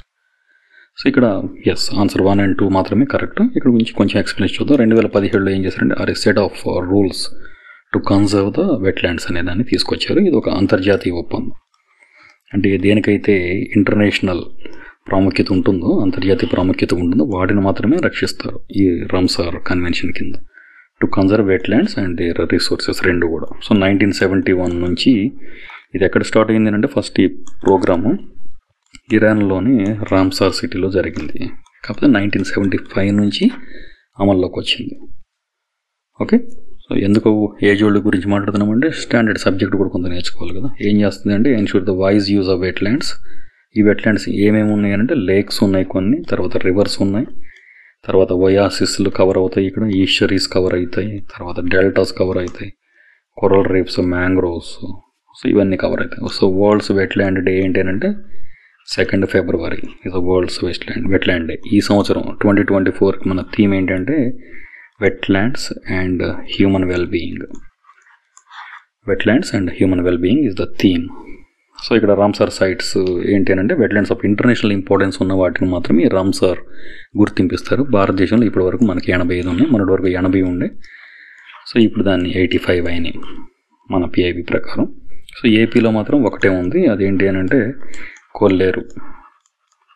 కొల్లేరు లేక్. సో ఇక్కడ గోదావరి కృష్ణ బేసిన్స్ మధ్యలో ఉంది కాబట్టి ఈ రివర్ బేసిన్ ఇది 6th లార్జెస్ట్ అంటే ఇది. ఈ కొల్లేరు లేక్ అనేది 85 ఉన్న వాటిలో 6వ అతి పెద్దది. కానీ ఇక్కడ మనం తీసుకున్నట్టయితే మన నవంబర్ 2024 వరకు ఇవన్నీ గుర్తించారు. తమిళనాడులో హైయెస్ట్ ఉన్నాయి. టోటల్ ఎన్ని ఉన్నాయి? 18 ఉన్నాయి. ఈ రామ్సార్ కన్వెన్షన్లో మొత్తం 172 కంట్రీల వరకు పార్టీస్గా ఉన్నాయని అంటున్నారు. సో ఇక్కడ చిల్కా వచ్చేసరికి ఇది చూసాం కదా, చిల్కా లేక్. సో ఇది బ్రాకిష్ వాటర్ లాగూన్ అనేది. It is a like mix of fresh water from rivers and lagoons అన్నీ కూడా కలిపి ఇక్కడ మిక్స్డ్ వాటర్ ఉంటుంది అని చెప్తున్నారు. సో ఈ మధ్య యాడ్ చేసింది ఏంటంటే ఒక 5 కొత్తగా యాడ్ చేసిన రామ్సార్ సైట్స్ ఉన్నాయి. ఇది మొన్న టీజీపీఎస్సీలో కూడా అడిగాడు. ఏమడిగాడు? అంక సముద్రం ఇది ఎక్కడ ఉంది అని అడిగాడు. మ్యాచింగ్లో కూడా అడిగాడు డైరెక్ట్గా. సో అది చాలా ఇంపార్టెంట్. కాబట్టి ఇక్కడ కర్ణాటకలో 3 యాడ్ చేశారు అండ్ తమిళనాడులో 2 యాడ్ చేశారు. కర్ణాటకలో యాడ్ చేసింది ఏంటంటే మగడి కన్జర్వేషన్ రిజర్వ్ అనేది ఇక్కడ ఒకటి యాడ్ చేశారు. తర్వాత అంక సముద్రం బర్డ్ రిజర్వ్ ఒకటి యాడ్ చేశారు. తర్వాత అగనాశిని ఈశ్వరి ఒకటి, ఈ 3 కర్ణాటకలో యాడ్ చేశారు. అదే తమిళనాడు కానీ తీసుకుంటే, ఎందుకంటే ఇక్కడ రాయడానికి అంత టైం లేదండి, ఎందుకంటే చాలా టైం పడుతుంది కదా ఒక్కొక్క క్వశ్చన్కి. ఒక క్వశ్చన్లా కనిపించలేదు, ఇది ఒక టాపిక్, ఒక ఏరియా మొత్తం కవర్ చేస్తున్నాం మనం. ఎందుకంటే చాలామంది ఎక్స్ప్లెనేషన్ కూడా కావాలని అడుగుతున్నారు కాబట్టి మళ్ళీ ఒక పాయింట్ నేను చెప్తే అక్కడ ఉన్న క్వశ్చన్ మీరే చదువుకుంటారు కదా, నేను చెప్పేది ఏముంది. సో అందుకని వెట్లాండ్ థీమ్ గురించి, వెట్లాండ్ డే గురించి ఏ క్వశ్చన్ నేను అడగవచ్చు. సో తమిళనాడు వచ్చేసరికి కరైవట్టి కరైవట్టి బర్డ్ శాంక్చురీ ఒకటి, తర్వాత long would shola reserve forest ఒకటి. ఈ 2 తమిళనాడులో ఉన్నాయి, కర్ణాటకలో ఉన్నాయి. అవన్నీ మీరు నేర్చుకోవాల్సిందే. ఈ మధ్య ఐడెంటిఫై చేశారు కాబట్టి 2024 జాన్లో వీటిని నోటిఫై చేశారు. సో ఓన్లీ ఇంటర్నేషనల్ ఇంపార్టెన్స్ ఉన్నటువంటి మన దగ్గర పల్లెటూర్లలో ఉన్న వెట్లాండ్స్ని వీళ్ళు ఐడెంటిఫై చేయరు కదా, ఓన్లీ అంతర్జాతీయ ప్రాముఖ్యత ఉన్న వాటికి ఒక గుర్తింపిస్తారు. నెక్స్ట్ ఒక సింపుల్ క్వశ్చన్ చూద్దాం. ఇండియా మొత్తం అరణ్యం అంటే ఫారెస్ట్ అండ్ ట్రీ కవర్ 2 కలిపి భౌగోళిక ఏరియాలో 33% ఉంది అన్నాడు. 33% కంటే ఎక్కువ ఉంది అనే క్వశ్చన్ ఇక్కడ ఇచ్చాను చూడండి. సో ఇది తప్పు ఆన్సర్. ఎస్. తర్వాత ఫారెస్ట్ సర్వే ఆఫ్ ఇండియా మనం చూసాం కదా, అక్కడ వాళ్ళు తయారు చేసే ఫారెస్ట్ స్టేట్ రిపోర్ట్ ఉండదు కదా, ఈ ఫారెస్ట్ స్టేట్ రిపోర్టు 2 ఏళ్లకు ఒకసారి, ఎవ్రీ 2 yearsకి ఒకసారి పబ్లిష్ చేస్తుంది కాబట్టి ఇది కరెక్ట్. తర్వాత భారతదేశంలో మాడ అడవుల ఏవైతే మ్యాంగ్రూవ్స్ ఉన్నాయో వాటి యొక్క కవర్ అనేది గత సంవత్సరాలలో పెరుగుతున్న ధోరణిని చూపుతుంది అన్నాడు. But as per the PIB ప్రకారం ఇది తగ్గుతూ ఉందండి. పిఐబి ప్రకారం ఈ గుజరాత్లో కూడా తీసుకున్నట్లయితే అరౌండ్ 36 kilometers డౌన్ అయింది స్క్వేర్ కిలోమీటర్స్. అలాగే మన అండమాన్ నికోబార్ కానీ తీసుకుంటే ఈ అండమాన్ నికోబార్ ఐలాండ్స్లో కూడా ఇది కూడా డిక్రీజ్ చూపిస్తుంది. అరౌండ్ ఒక 4.6 square kilometers డౌన్ ఉంది అని అన్నాడు. సో విధంగా India state forest report ISFR ఉంది కదా, సో ఇది ఇచ్చేది ఇండియాస్ మ్యాంగ్రోవ్ కవర్ గురించి హ్యాస్ డిక్రీజ్డ్ అని చెప్తూ ఉంది. సో ఎంత తగ్గింది అని అంటే 2 కలిపి మీరు కౌంట్ చేసుకోండి. జస్ట్ ఇక్కడ ఒక ఎంత తగ్గింది, ఇంతవరకు ఇది తగ్గింది. ఎక్కడెక్కడ తగ్గింది అని అంటే అండమాన్ నికోబార్ ఐలాండ్స్ అండ్ గుజరాత్ స్టేట్లో ఆ కోస్టల్ ఏరియాలో రిడక్షన్ కనిపించింది, అంటే తగ్గుదల నోటీస్ చేశారు. Okay, next question. భారతదేశం ప్రపంచంలోనే అత్యధిక వేస్ట్ ఉత్పత్తి చేసే 5 దేశాల్లో ఒకటి అన్నారు. ఎస్, ఎందుకంటే చైనా కానీ తీసుకున్నట్లయితే అరౌండ్ 16% అండ్ యూఎస్ కానీ తీసుకున్నట్లయితే అరౌండ్ 15% ఉంది. బట్ వీటితో పాటే Japan and India, Germany, so మనం కూడా టాప్ 5లోనే ఉన్నాం ఇక్కడ. రైట్. వేస్ట్ నియమాలు 2016 విస్తృత ఉత్పత్తిదారుల, ఇందా చూసాం కదా, ఎక్స్టెండెడ్ ప్రొడ్యూసర్ రెస్పాన్సిబిలిటీ, విస్తృత ఉత్పత్తిదారుల బాధ్యత అంటాం కదా, దాన్ని విధిస్తున్నాయి మనకి ఈ రూల్స్ ప్రకారం. 2016 మెయిన్, 2022 మనకి ఇవన్నీ కూడా అమెండ్మెంట్, సవరణలు, కాబట్టి ఇది కూడా కరెక్ట్. ఇండియాలో రూరల్ ఏరియాలో కంటే పట్టణ ఏరియాలో వేస్ట్ యొక్క అనధికార క్లీనింగ్ ఎక్కువగా జరుగుతుంది అన్నారు. దానికి మన దగ్గర పెద్ద ప్రూఫ్స్ ఏమి లేవు. బట్ ఇక్కడ పల్లెటూళ్ళలో ఎలాగో క్లీన్ చేయరు కాబట్టి ఈ వేస్ట్ని ఏదైనా టేప్ రికార్డర్స్ కానీ టీవీలు కానీ పాడైపోతే అక్కడ పడేసేస్తాం. బట్ ఇక్కడ ఏంటంటే వీళ్ళు మొబైల్లో ఎక్స్చేంజ్ ఆఫర్ అని చెప్పేసి తర్వాత మొబైల్లో పాత సామాన్లు కొంటారు కదా ఎలక్ట్రానిక్ వేస్ట్ని, వాళ్ళు అనధికారికంగా జరుగుతూ ఉంది, అధికారికంగా కదా. బట్ ఇది కూడా కరెక్టే. సో ఇది కొంచెం జాగ్రత్తగా ఆలోచించి పెట్టాల్సిన క్వశ్చన్, మిస్ అయ్యే ఛాన్స్ ఉంటుంది. ఈ క్వశ్చన్ అర్థం చేసుకోవాలి ఇక్కడ స్టేట్మెంట్ 3. ఎందుకంటే పల్లెటూరులో ఎవరు కొనరు కదా పాడైపోయిన ఎలక్ట్రానిక్ వస్తువులు, పడేసేస్తాం. బట్ ఇక్కడ పట్టణాల్లో తీసుకుంటారు, అందులోని చిప్స్ కానీ ఇవేమైనా యూజ్ అవుతాయి కదా. గంగా మరియు యమున భారతదేశంలో అత్యంత కాలుష్యం ఉన్న నదులలో ఉన్నాయి, ఆ లిస్టులో ఉన్నాయి అని చెప్తున్నారు. Right answer. పారిశ్రామిక మురుగు జలాలు, ఇండస్ట్రియల్ వేస్ట్ ఉంటాయి కదా, అవి ఎఫ్లుయెంట్స్ మరియు శుద్ధి చేయని మలినాలు నీటి కాలుష్యానికి ప్రధాన కారణాలు. అంటే ఇండస్ట్రియల్ ఎఫ్లుయెంట్స్ ఏవైతే ట్రీట్ చేయకుండా డైరెక్ట్గా వదిలేస్తారో వాటర్ బాడీస్లోకి, అదొకటి. తర్వాత అన్క్లీన్డ్ హౌస్ హోల్డ్ వేస్ట్ ఉంటుంది కదా, అవన్నీ కూడా నీటి కాలుష్యానికి మేజర్ రీజన్స్ అన్నారు. ఎస్, భారతదేశం పట్టణ ఏరియాల్లో ఉత్పత్తి అయ్యే మురుగు జలాలు 90% పైగా శుద్ధి చేయడంలో విజయవంతమైంది. మన పట్టణాల్లో 90% వాటర్ ఎక్కడ క్లీన్ చేస్తున్నారండి? మన ఈ నాలాగా చూసిన, హుస్సేన్ సాగర్ చూసిన, ఈ మూసి చూసిన మొత్తం మురికే కాబట్టి ఇది తప్పు. సో ఆప్షన్ 1 and 2 ఇవి 2 మాత్రమే కరెక్ట్. సో ఇండస్ట్రియల్ ఎఫ్లుయెంట్స్ అంటే ఏంటంటే పారిశ్రామిక వ్యర్థాలు. ఇందులో అయితే 39% మనకి సుమారుగా ఇండియా కనుక తీసుకున్నట్టయితే అరౌండ్ 28% నుంచి 39% మాత్రమే క్లీన్ చేస్తున్నారు అనేది మన దగ్గర ఉన్నటువంటి సర్వే చెప్తుంది పొల్యూషన్ కంట్రోల్ బోర్డు. అంటే అన్ట్రీటెడ్ వాటర్ని మనం అందులోకి వదిలేస్తున్నాం. అది యమునా నది తీసుకున్నాం అనుకోండి, అత్యంత ప్రమాదకరమైన పరిస్థితిలో ఉంది ఇక్కడ. దేనికేనంటే ఇండస్ట్రియలైజేషన్ వలన, అంటే పారిశ్రామికీకరణం, అర్బనైజేషన్, పట్టణీకరణ వలన ఇన్ఎడిక్యువేట్ వేస్ట్ మేనేజ్మెంట్ అక్కడ అంత గొప్పగా లేదు waste management. So population crowd ఎక్కువగా ఉన్నారు అండ్ వేస్ట్ మేనేజ్మెంట్ ప్రాసెస్ చాలా తక్కువగా ఉంది. ఈ యమున దేనికి అవుతుంది అని అంటే పక్కన ఉన్నటువంటి ఢిల్లీ కానివ్వండి, ఆగ్రా కానివ్వండి, మధుర, ఇవన్నీ కూడా సిటీస్ ఈ కోస్టల్ ఏరియాస్ అన్నీ అన్ట్రీటెడ్ వేస్ట్ని వదిలేయడం వలన నష్టపోతున్నాయి. ఇక్కడ చాలా రకాలు వస్తున్నాయంట. పక్కన ఉన్నటువంటి పెస్టిసైడ్స్ వస్తున్నాయి. నియర్ బై అగ్రికల్చర్ ల్యాండ్స్ ఉంటాయి, వ్యవసాయ పొలాల నుంచి పెస్టిసైడ్స్ వస్తున్నాయి. తర్వాత హెవీ మెటల్స్ వస్తున్నాయి, భారలోహాలు. ఎందుకనంటే అక్కడ ఐరన్ అండ్ ఇటువంటి ప్రాసెస్ జరుగుతుంది కదా, క్రోమియం అండ్ ఐరన్ ఇండస్ట్రీస్ చాలా ఎక్కువ ఉన్నాయి. సో వాటికి సంబంధించినటువంటి హెవీ మెటల్స్, ఇక్కడ పెస్టిసైడ్స్ అండ్ తర్వాత డిటర్జెంట్స్, ఏవైతే కొన్ని రకాల పరిశ్రమలు రిలీజ్ చేసేవి, తర్వాత ఇంట్లో కనుక మనం యూస్ చేస్తాం కదా, సో వాటికి సంబంధించి ధోబీ ఘాట్స్ ఇవన్నీ ఉన్నాయి అక్కడ. సో ఇటు విధంగా డిటర్జెంట్స్, హెవీ మెటల్స్, పెస్టిసైడ్స్, ఇన్ని రకాలైనటువంటి మార్గాలలో యమునా నది కలుషితం అవుతుంది అని చెప్తున్నారు. అదేవిధంగా గంగా గురించి చూసినా కానీ సేమ్ స్టోరీ. ఇక్కడ ఇండస్ట్రియల్ ఎఫ్లుయెంట్స్, ఏవైతే పారిశ్రామిక వ్యర్థాలు ఉంటాయి కదా, పారిశ్రామిక మురుగు జలాలు అనే దానికంటే కూడా వ్యర్థాలు is the right answer. So ఈ గంగాలో కూడా అంతే, పారిశ్రామిక వ్యర్థాలు, untreated sewage, agriculture run of, పక్కన ఉన్నటువంటి వ్యవసాయ పొలాల్లో నుంచి ఎక్కువ అయినటువంటి ఆ పురుగు మందులు కానివ్వండి, ఆ ఎరువులు కానివ్వండి, అవన్నీ కూడా ఎక్కడికి వచ్చేస్తాయి? నదిలోకి వచ్చేస్తూ ఉంటాయి కదా ఎక్కువైపోయినప్పుడు వరదతో పాటు. సో ఈ విధంగా జరుగుతూ ఉందన్నారు. సో ఇక్కడ ఆన్సర్ ఏంటంటే 1 and 2 మాత్రమే. 90% క్లీన్ చేయట్లేదు అండ్ 80%లో చేయరు కూడా. And next question number 19. భారతదేశ భౌగోళిక ఏరియాలో 25% కంటే ఎక్కువ భాగం ఎడారి పరివర్తన. ఎడారి అని అంటే డెజర్ట్ అండి. ఈ డెజర్ట్, ఎడారి పరివర్తన అని అంటే డెజర్ట్ లాగా మారిపోతూ ఉంది, డెజర్టిఫికేషన్. ఎడారీకరణ అంటాం కదా, అది వేరు. ఎడారి ఎంత ఉందని అంటే భారత జియోగ్రఫీలో మన భూభాగంలో మనకు 4% చేంజ్ ఉంది. ఇప్పుడు ఇక్కడ ఎడారీకరణ జరుగుతుంది అని అంటే నీటి పరిస్థితులు, నీటి లభ్యత లేక ఎండిపోవడానికి, పంటలన్నీ పాడవడానికి, దాన్నే ఎడారీకరణ అంటారు. Desertification is different from desert. So జరుగుతుందంటే ఇది right answer.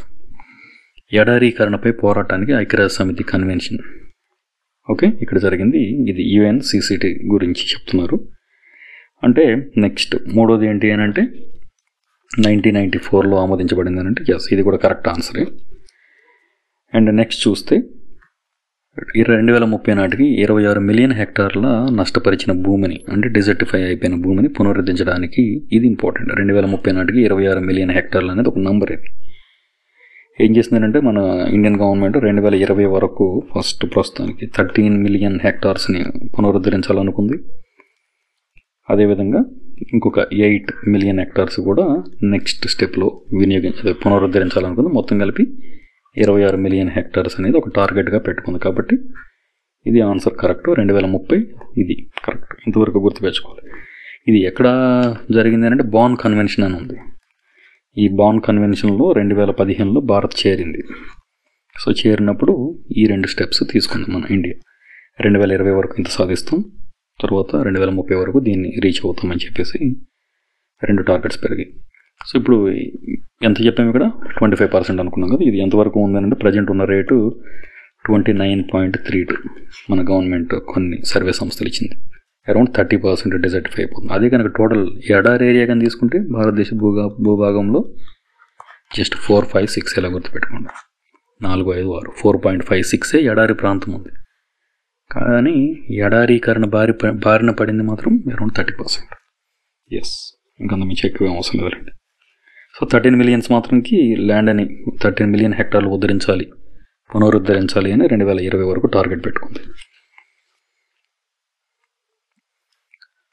Okay, next question. India 2030 నాటికి జీడిపి ఉద్గార తీవ్రతను 33 నుంచి 35% 2005 స్థాయిలతో పోలిస్తే తగ్గించడానికి వాగ్దానం చేసింది అన్నారు. సో ఇది రైట్ ఆన్సరే, రైట్ స్టేట్మెంట్. భారతదేశం 2022లో United Nations Framework Convention on Climate చేంజ్కి నవీకరించిన జాతీయంగా నిర్ణయించిన దానాలు NDC అంటే నేషనల్లీ డిటర్మైన్డ్ కాంట్రిబ్యూషన్స్ ఉంటాయి కదా, వాటిని సబ్మిట్ చేసింది 2022లో. కరెక్ట్.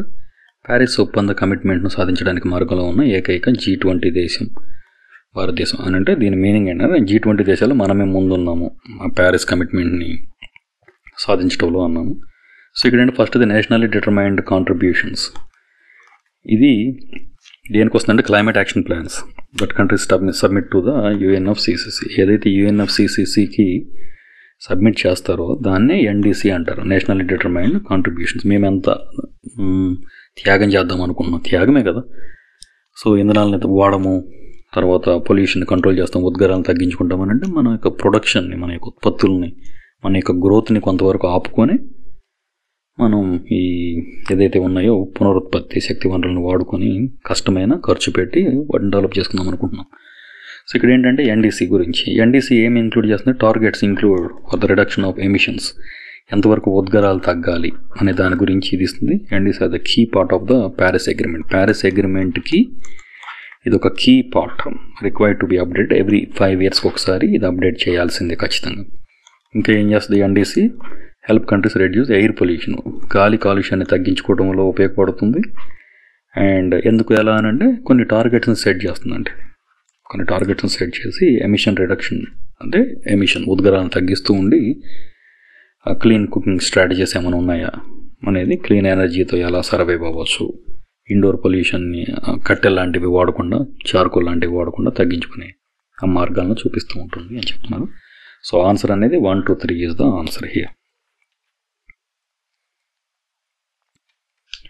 అలాగే India reduced emission intensity of it's GDP by 33%.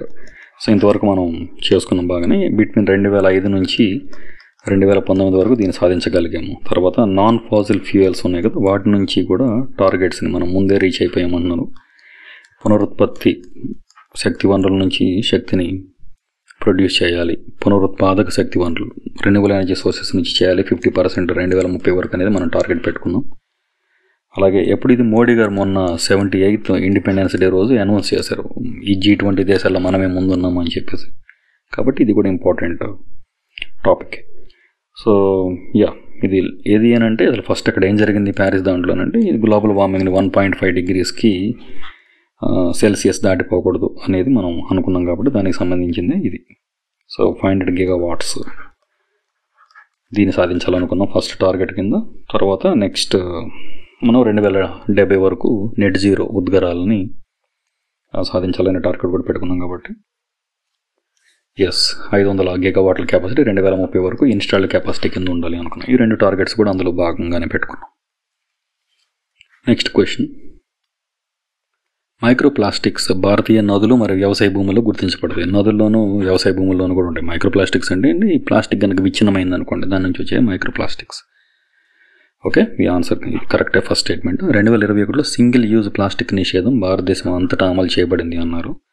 So ఇది అంతటా ఏం అమలు చేయలేదు. కొన్ని రాష్ట్రాలు స్వచ్ఛందంగా పార్టిసిపేట్ చేసి ముందుకు వచ్చి ఆ సిక్కిం లాంటి వాటిలలో ప్లాస్టిక్ నిషేధాన్ని పెట్టుకున్నారు. మా తెలంగాణలో కూడా పెట్టారు, ఆంధ్రాలో కూడా పెట్టారు. అంత సక్సెస్ఫుల్గా ఏమి ఇంప్లిమెంట్ అవ్వలేదు. సో భారతదేశం ప్రపంచంలో అత్యధిక ప్లాస్టిక్ కాలుష్యకారుల్లో ఒకటిగా ఉంది. ఎస్, ఇది ఎప్పుడు right. Yes, India is the world's largest plastic polluter, producing around 9.3 million metric tons ఇంత ప్రొడ్యూస్ చేస్తుంది పర్ ఇయర్ అని చెప్తున్నారు.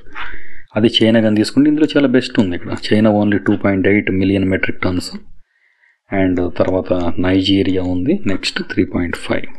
సో ఈ విధంగా ఈ ప్లాస్టిక్ వల్ల ఏమవుతుంది, టాక్సిక్ గ్యాసెస్ ఉంటాయి కదా, కార్బన్ మోనాక్సైడ్ లాంటివి ప్రొడ్యూస్ అవుతాయి.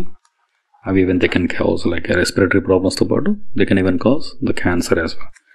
సో అంత ఉంటుంది. క్యాన్సర్ కూడా వచ్చే ప్రమాదకరమైనటువంటి గ్యాసెస్ని విడుదల చేస్తుంది. CO2 కాదు, only carbon monoxide, CO, which is very dangerous. Okay, next question. భారతదేశంలో పట్టణీకరణకు సంబంధించి వీటిలో ఏది నిజమని అడిగారు. పట్టణీకరణ గురించి ఒకసారి చూడండి. ఈ అర్బనైజేషన్ భారతదేశంలో అనేక పట్టణాల్లో పట్టణ వేడి ద్వీపాలు, అర్బన్ హీట్ ఐలాండ్స్ పెరుగుదలకు దారితీసింది అని అంటున్నారు. ఎస్, ఇది కరెక్టే. అంటే అర్బనైజేషన్ వల్ల టెంపరేచర్స్ పెరిగిపోతూ ఉన్నాయి అన్నది ఒకటి.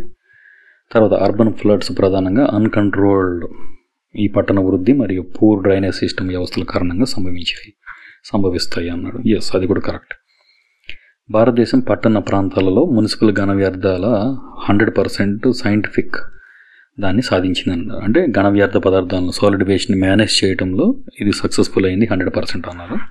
ఇంపాసిబుల్, అది అవ్వలేదు. అందుకు చూసాం కదా, ఓన్లీ 28% మనం క్లీన్ చేయగలుగుతున్నాం సాలిడ్ వేస్ట్ని. సో ఆ విధంగా చూస్తే ఓన్లీ 1 and 2 స్టేట్మెంట్స్ మాత్రమే correct. So urban solid waste as per the CPCB pollution control board ప్రకారం ఇక్కడ ఏంటంటే అరౌండ్ 50% టోటల్ అర్బన్ వేస్ట్ అనేది మనం సాలిడ్ వేస్ట్ జనరేట్ అవుతుంది కదా, దాంట్లో 50%, సుమారుగా 50% మాత్రమే ట్రీట్ చేస్తున్నామని చెప్తున్నారు.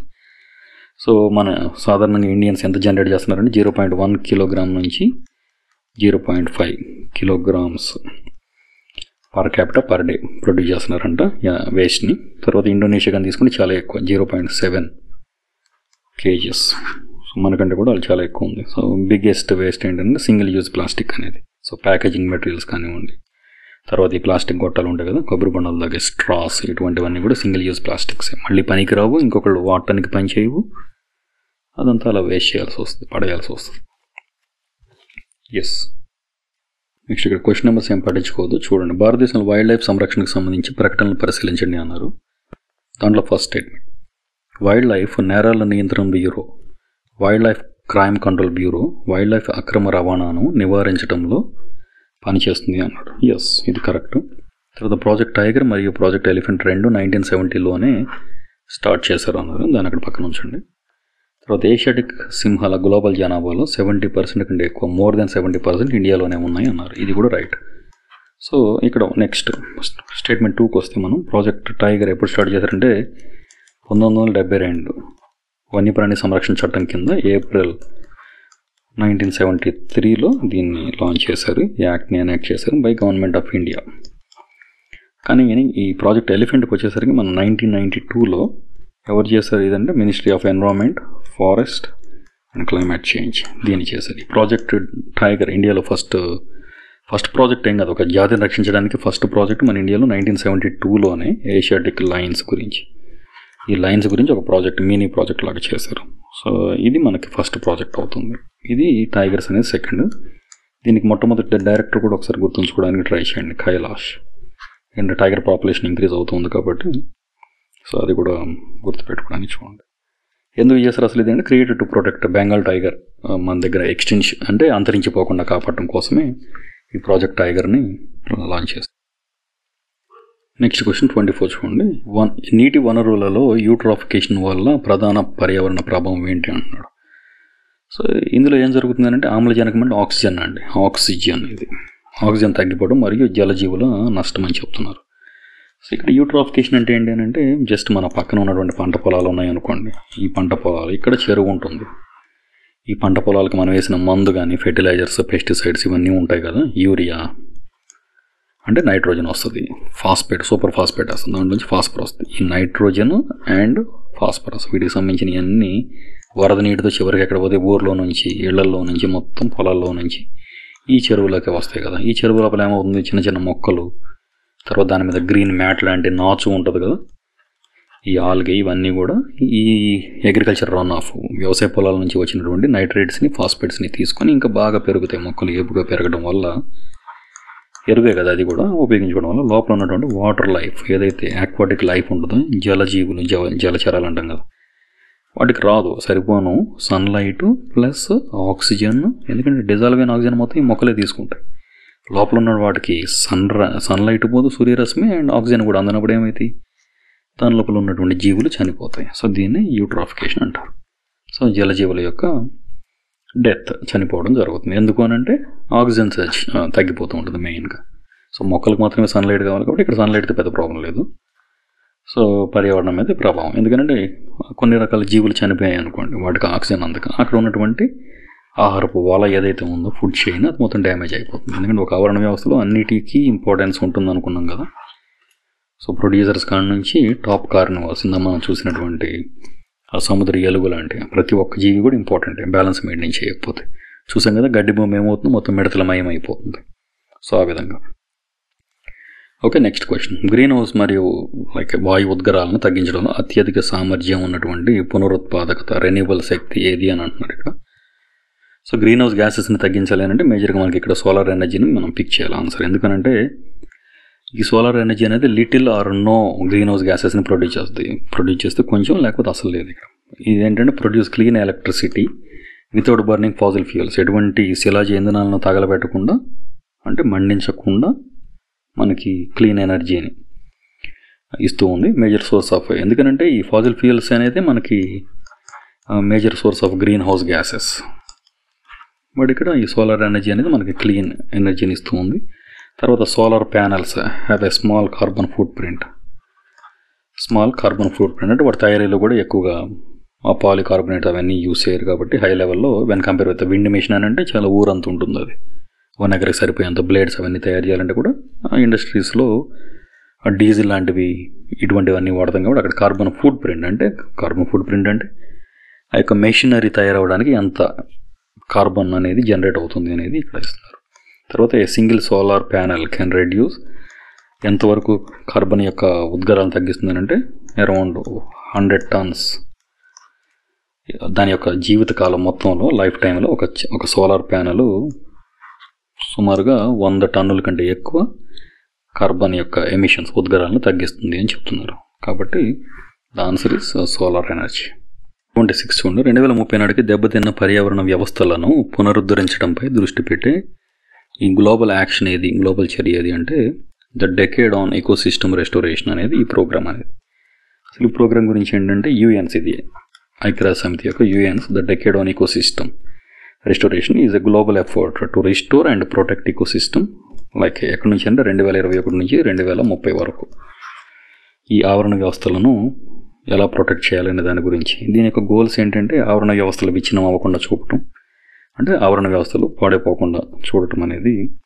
తర్వాత ఐక్యరాజ్య సమితి పర్యావరణ లక్ష్యాలను పెంపొందించడం కోసం, తర్వాత హెల్ప్ అండ్ ప్రావర్టీ, పేదరికాన్ని నిర్మూలించడం, తర్వాత క్లైమేట్ చేంజ్ మీద పోరాటం అంటే నిర్మూలించడం, వాతావరణ మార్పులను, ప్రివెంట్ మాస్ ఎక్స్టెన్షన్ ఎక్సెట్రా. తర్వాత ఇంతవరకు సరిపోతుంది. ఎవరు దీన్ని లీడ్ చేస్తున్నారంటే UNEP, United Nations Environment Programme, and FAO, ఐక్యరాజ్య సమితి యొక్క ఫుడ్ అండ్ అగ్రికల్చర్ ఆర్గనైజేషన్. ఇవి రెండు కూడా దీన్ని లీడ్ చేస్తాను ఈ ప్రోగ్రామ్. ఇందులో ఇన్వాల్వ్ అయిన 2 సంస్థలు ఏవి అని అంటే ఇవి అన్నీ యుఎన్కి సంబంధించినవి. దీని యొక్క టార్గెట్ ఇయర్స్ ఏంటంటే 2021 నుంచి 2030 వరకు అనేది గుర్తుపెట్టుకుని దాని యొక్క డ్యూరేషన్. Okay, next question. 100 సంవత్సరాల వ్యవధిలో అంటే 100 years ఆఫ్ డ్యూరేషన్లో అత్యధిక గ్లోబల్ వార్మింగ్ పొటెన్షియల్ GWP కలిగినటువంటి గ్రీన్ హౌస్ వాయువు ఏది అని అడుగుతున్నారు. సో ఏదైతే హైడ్రోఫ్లోరోకార్బన్ ఉందో, ఈ హైడ్రోఫ్లోరోకార్బన్స్ ఎక్కడి నుంచి తీసుకొచ్చారు, అసలు ఎందుకు తీసుకొచ్చారు అని అంటే ఏవైతే మన క్లోరోఫ్లోరోకార్బన్స్ ఉన్నాయి కదా, CFCస్ని రీప్లేస్ చేయాలి. ఈ CFC అనేది ఓజోన్ డిప్లీటింగ్ సబ్స్టాన్స్. ఓజోన్ పొరకి హాని కలిగిస్తుంది కదా ఈ క్లోరోఫ్లోరోకార్బన్ అని చెప్పేసి హెచ్ఎఫ్సీస్ తీసుకొచ్చారు ఆ మాంట్రియల్ ప్రోటోకాల్ తర్వాత. అక్కడ ఏమైంది, ఇది మళ్ళీ గ్రీన్ హౌస్ గ్యాస్ కింద మారిపోయింది ఈ గ్రీన్ హౌస్ గ్యాస్ అనేది. So have a high global warming potential, GWP దీనికి చాలా ఎక్కువ ఉందనంట. They have the potential to trap heat in the atmosphere per 100 నుంచి 1000 సంవత్సరాల వరకు కూడా దాని లోపల హీట్ని స్టోర్ చేసుకొని క్యాప్చర్ చేసి నిల్వ ఉంచుకోగలిగే కెపాసిటీ దానికి ఉంది. సో ఈ హెచ్ఎఫ్సీస్ ఆర్ GHGs అంటే ఈ హైడ్రోఫ్లోరోకార్బన్స్ అనేవి green house gases used in refrigerators, ఏవైతే ఫ్రిడ్జ్లో ఉన్నాయో మన వీటిలో కానీ ఎయిర్ కండిషనర్స్లో కానీ వాడతారు. దరిద్రం ఏంటంటే ఈ క్లోరోఫ్లోరోకార్బన్స్ ఓజోన్ డిప్లీట్ చేస్తుంది కదా, ఓజోన్ పొర నాశనం చేస్తుంది కదా, దీన్ని తీసుకొస్తే మళ్ళీ ఇవి ఏమైపోయినాయి, మనకి గ్రీన్ హౌస్ గ్యాస్ కింద మారిపోయింది. ఎస్. నెక్స్ట్, బాసెల్ కన్వెన్షన్ యొక్క ప్రధాన లక్ష్యం. What is the main aim అని అంటే ఏంటంటే ప్రమాదకర వ్యర్థాల సరిహద్దు అంతటా కలిగి వాడి యొక్క కదలికలను కంట్రోల్ చేయడం. So regulates the movement and disposal of hazardous and other waste, అంటే ప్రధానంగా మానవ ఆరోగ్యాన్ని మరియు పర్యావరణ పరిరక్షణకి తోడ్పడుతూ ఉంటుంది. సో ఇదేమేం కవర్ చేస్తుందంటే ప్రమాదకరమైనటువంటి వ్యర్థాలు, సో వాటి యొక్క మూమెంట్ అండ్ డిస్పోజల్ అంటే జనరేషన్ ఎట్లా జనరేట్ అవుతున్నాయి, వాటి యొక్క మేనేజ్మెంట్ నిర్వహణ ఎలా ఉంది, అండ్ వాటి యొక్క డిస్పోజల్ ఎలా వాటిని కంట్రోల్ చేస్తున్నారు అనేది. తర్వాత ప్లాస్టిక్ వేస్ట్ కానీ తీసుకున్నట్టయితే గవర్నమెంట్ టు టేక్ యాక్షన్ అనేది ఇక్కడ మేజర్గా అందులో ఇన్వాల్వ్ అయినటువంటి ప్రాసెస్. ఇది బాసెల్ కన్వెన్షన్లో ఎలక్ట్రికల్ అండ్ ఎలక్ట్రానిక్ వేస్ట్ ఉంటుంది కదా, వాటికి సంబంధించినవి కూడా ఇందులోనే ఇంక్లూడ్ అయినాయి. సో జస్ట్ బాసెల్ కన్వెన్షన్ అంటే ఈ హెజార్డస్ వేస్ట్ గురించి దాన్ని ఎలా డిస్పోజ్ చేయాలి దాని మీద డిస్కషన్. తర్వాత ఆక్రమణకారి అంటే మీరు ఇంగ్లీష్లోనే గుర్తుపెట్టుకోండి, ఇది ట్రాన్స్లేషన్ ఎలా వచ్చిందో తెలియదు కానీ ఇన్వేజివ్ స్పీసీస్ అంటారు. ఆక్రమణకారి జాతుల వల్ల ప్రధానమైనటువంటి పర్యావరణ ప్రమాదం ఏంటి అంటున్నాడు. సో ఏం చేస్తాయంటే స్థానిక లోకల్ స్పీసీస్ ఉంటాయి కదా, వాటిని డిస్టర్బ్ చేసేసి ఇవి ఆక్యుపై చేసేస్తాయి. ఫర్ ఎగ్జాంపుల్ వాటర్ హ్యాసింత్ అనే మొక్క ఉంది, ఇది డెన్స్ మ్యాటర్, నీటిపైన మొత్తం ఒక చాపలాగా ఏర్పడిపోయి లోపల ఉన్నటువంటి దానికి ఆక్సిజన్ని అందనివ్వదు, సూర్యరశ్మిని అందించదు. సో అక్కడ ఉన్నటువంటి ప్లాంట్ జీవజాతులు మొత్తం చనిపోతాయి.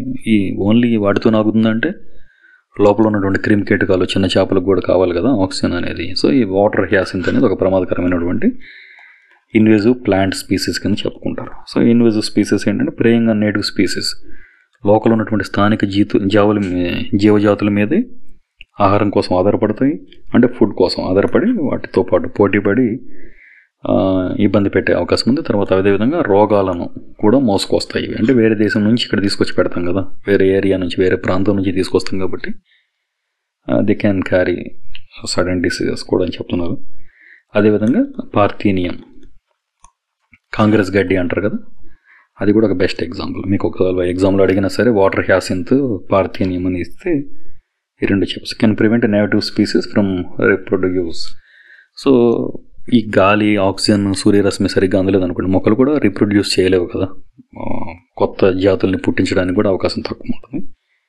సో ఈ విధంగా reducing food and oxygen and supplements అవైలబిలిటీని ఆపేస్తాయి. కాబట్టి ఇన్వేజివ్ స్పీసీస్ అనేవి చాలా డేంజర్, ఇది మీరు ఇది గుర్తుపెట్టుకోండి వర్డ్ని. Okay, next question. Global green house gases యొక్క ఉద్గారాలకు అత్యధికంగా దోహదం చేయు రంగం ఏది? ఏ రంగం ఎక్కువ దోహదం చేస్తుంది అన్నారు ఇక్కడ. సో ఇక్కడ ఏంటంటే శక్తి ఉత్పత్తి, ఎనర్జీ సెక్టర్ అంతే, ఇదే లార్జెస్ట్ కాంట్రిబ్యూటర్, పెద్ద దోహదకారి అవుతుంది. ఇంక్లూడ్స్ ఎలక్ట్రిసిటీ కానివ్వండి, హీట్ కానివ్వండి, తర్వాత ఆ ట్రాన్స్పోర్టేషన్ ఏదైతే మనకు ఉన్నాయి కదా ట్రాన్స్పోర్టేషన్ అవి కానీ, తర్వాత మ్యానుఫ్యాక్చరింగ్ అండ్ కన్స్ట్రక్షన్, పరిశ్రమలు అండ్ కన్స్ట్రక్షన్, బిల్డింగ్ కన్స్ట్రక్షన్ కానివ్వండి, వేరేవి కానివ్వండి. సో ఇక్కడ ఏం చేస్తారంటే బర్నింగ్, మనం కోల్ని కానివ్వండి ఆయిల్ని ఇక్కడ బర్న్ చేస్తాం. ఏది ఎనర్జీ జనరేషన్లో కానీ ఫ్యాక్టరీ రన్ అవ్వాలన్నా సరే ఎనర్జీని కానీ కోల్ని కానీ న్యాచురల్ గ్యాస్ని ఆయిల్స్ని బర్న్ చేసి బిగ్గెస్ట్ సోర్స్. వీటన్నీ కూడా మనకి ఏమొస్తాయి, గ్రీన్ హౌస్ గ్యాసెస్ ఎక్కువ వస్తాయి కదా. సో ఇవన్నీ కూడా మనం ఎనర్జీ కోసమే, ఇక్కడ ఇండస్ట్రీ రన్ అవ్వాలంటే మనం దాని లోపల ఆయిల్ పోస్తారు, కొన్ని ట్రైన్స్లో కూడా డీజిల్ ఇంజిన్స్ ఉంటాయి. సో ఈ విధంగా అది మేజర్ కాంట్రిబ్యూటర్ అవుతుంది అని చెప్తున్నాడు ఎనర్జీ సెక్టర్. ఎందుకంటే మనకి ఎనర్జీని ఎంతవరకు యూస్ చేస్తుంది, 31% ఫ్రమ్ ద ఇండస్ట్రీస్ తీసుకుంటున్నాయి ఉన్నాడు, 19% మనకి electricity and 19% from the mobility. So ఇవన్నీ కలిపితే సుమారుగా 69% మనకి ఎమిషన్స్ అనేవి ఈ రంగాల నుంచి వస్తున్నాయి. 31% ఇండస్ట్రీస్ మేజర్ అయితే మనకి ఎలక్ట్రిసిటీ జనరేషన్ అండ్ మొబిలిటీ, వాహనాలు, ట్రాన్స్పోర్టేషన్కి సంబంధించి మొత్తం కలిపి 69%. బట్ యాక్చువల్గా చెప్పేది మనకి 90% అని చెప్తుంది గవర్నమెంట్ ఇచ్చే క్యాలిక్యులేషన్స్ అయితే. In 2023 about 33% GHG emissions from this sector. ఈ సెక్టర్ నుంచి మనకి 2023 కానీ తీసుకున్నట్టయితే అరౌండ్ 33% శక్తి ఉత్పత్తి, ఈ ఎనర్జీ జనరేషన్ దాని నుంచి గ్రీన్ హౌస్ గ్యాసెస్ ఎక్కువ వస్తున్నాయని చెప్తున్నారు. ఈ పర్సంటేజ్ కూడా ఇంపార్టెంట్ అండి. మీరు క్వశ్చన్ చూస్తున్నారో లేదా ఐ డోంట్ నో, బట్ ఈ పర్సంటేజెస్ అన్నీ కూడా అడుగుతున్నాడు కదా. నెక్స్ట్ డీసెలనేషన్ ప్లాంట్కి సంబంధించి ప్రధాన పర్యావరణ సమస్య ఏంటి? డీసెలనేషన్ అంటే సీ వాటర్ ఉంటుంది కదా, అందులో ఉన్నటువంటి సాల్ట్ని తీసేసి ఆ ఫ్రెష్ వాటర్ని మనం యూస్ చేసుకోగలగాలి. ఇండస్ట్రియల్ పర్పస్ కానీ, హౌస్ హోల్డ్ పర్పస్ కానీ. ఫారిన్ కంట్రీస్లో కూడా ఏవైతే వాళ్ళకి ఓషన్స్ మేజర్ సోర్స్గా ఉన్నాయో అక్కడ మంచినీరు దొరకదు, వాళ్ళు ఈ డీసెలనేషన్ ప్రాసెస్ని ఎక్కువగా ఇంప్లిమెంట్ చేస్తున్నారు. మన దుబాయ్ కానివ్వండి, ఇజ్రాయెల్ కానివ్వండి, అంటే వాటర్ని ప్యూరిఫై చేయడం. సో ఇక్కడ ఏం జరుగుతుంది, discharge of highly concentrated brain waste. ఏదైతే ఉప్పు నీటిలో నుంచి మంచినీటిని తీసేస్తే మిగిలిపోయేది ఏముంది, ఉప్పు. కాన్సన్ట్రేటెడ్ వాటర్ ఉంటుంది కదా, చిక్కగా గాఢమైనటువంటి ఉప్పు ద్రావణం. దీన్ని మనం అక్కడ ఉన్నటువంటి వాటర్ బాడీస్లోకి విడుదల చేసినప్పుడు which can harm to marine life. అందులో ఉన్నటువంటి జీవజాతులు ఉంటాయి కదా, ఆ మెరైన్ లైఫ్ అనేది తట్టుకోలేవు. ఎందుకంటే ఉప్పు కాన్సన్ట్రేషన్ పెరిగిపోతే ఏమైంది, అంతే, సో చనిపోతాయి కదా. డిఫ్యూజన్, ఆస్మోసిస్ అనేవి జరుగుతాయి. ఆల్టర్ ఈకోసిస్టమ్స్, సో అక్కడ ఉన్నటువంటి సముద్ర ఆవరణ వ్యవస్థలు దెబ్బతినిపోతాయి, అంటే మార్పులు వస్తూ ఉంటాయని చెప్తుంది. సో సెలినిటీ అనేది ఇంక్రీజ్ అవుతుంది, లవణీయత పెరుగుతూ ఉంటుంది, సముద్ర ఆవరణ వ్యవస్థలు దెబ్బతింటాయి. ఈ విధంగా మనం నీటిని తీసుకొని ఉప్పు ద్రావణాన్ని కనుక బయటకు వదిలేస్తే, అంటే సముద్రంలో కనుక వదిలేస్తే జలజీవులకు ఇబ్బంది ఉంటుంది అనేది ఇక్కడ డిస్కషన్. నెక్స్ట్ క్వశ్చన్, ప్రపంచవ్యాప్తంగా అత్యధిక కార్బన్ నిల్వ చేసే జీవమండలం బయోమ్ ఏది అన్నారు. అదంటే బయోమ్ అంటే ఒక పర్టికులర్ మండలం లాగా తీసుకుంటే జోన్ అన్నట్టు. సో ఇక్కడ ఏంటంటే బొరియల్ ఫారెస్ట్ అనేది ఇక్కడ ఆన్సర్. సో సుమారు 65%. సో ఇంతవరకు తీసుకునే బొరియల్ అడవులు సుమారు 65% ప్రపంచ అటవీ కార్బన్ను, ఫారెస్ట్ కార్బన్ ఏదైతే ఉందో ఆ ఫారెస్ట్ కార్బన్ను స్టోర్ చేస్తున్నాయని చెప్తున్నారు. The remove carbon from the atmosphere. వాతావరణంలో ఉన్నటువంటి కార్బన్ని తీసేసుకొని store in the soil and trees. Only మొక్కలు మాత్రమే కాదు, పైన మొక్కల్లోతో పాటు ఈ కింద ఉన్నటువంటి వేళ్లలో కూడా, భూమిలో కూడా స్టోర్ చేయగలుగుతాయి. సాయిల్లోనూ మొక్క యొక్క భాగాల్లోనూ స్టోర్ చేస్తాయి అంటున్నాడు. సో ఇది వీటి యొక్క స్పెషాలిటీ. 80 to 90% వరకు ఈ భూమి లోపల నిల్వ చేస్తాయంట, 80 to 90%. సో దీనివల్ల ఏంటంటే వాతావరణంలోని కార్బన్ డైఆక్సైడ్ అంటే కార్బన్ నిల్వలు తగ్గుతూ ఉంటాయి. ఆ విధంగా మనకి కార్బన్ని కంట్రోల్ చేస్తూ ఉంది అనే చెప్తున్నారు. ఈ ఫారెస్ట్ని మనం ఏమంటే టైగా ఫారెస్ట్లు అంటాం కదా, టైగాలు అనేది. ఈ టైగాలు ఎక్కడ ఉన్నాయి మేజర్గా అంటే కెనడా కానివ్వండి, యుఎస్, నార్వే, రష్యా అండ్ చైనాలో ఎక్కువగా ఉన్నాయి. సో టైగా ఫారెస్ట్లే బొరియల్ ఫారెస్ట్ అని చెప్తున్నారు. వీటిలో ఉన్న priority, what is the major important phenomena అంటే మొక్కలన్నీ కూడా మొక్కల్లో దాచిపెట్టుకుంటాయి శాఖీ భాగాలలో. ఇది భూమి లోపల కూడా 80 to 90% కార్బన్ని స్టోర్ చేస్తుంది. కాబట్టి ఈ క్వశ్చన్ ఇక్కడ ఇచ్చాను నేను. Next question and the last. So black carbon యొక్క పర్యావరణ ప్రభావం ఏంటి? బ్లాక్ కార్బన్ ఎక్కడి నుంచి వచ్చింది ఇది అసలు ఫస్ట్ అనేది ఇక్కడ చూడండి. ఇది గ్లోబల్ వార్మింగ్ను వేగవంతం చేస్తుంది అని ఇచ్చాము.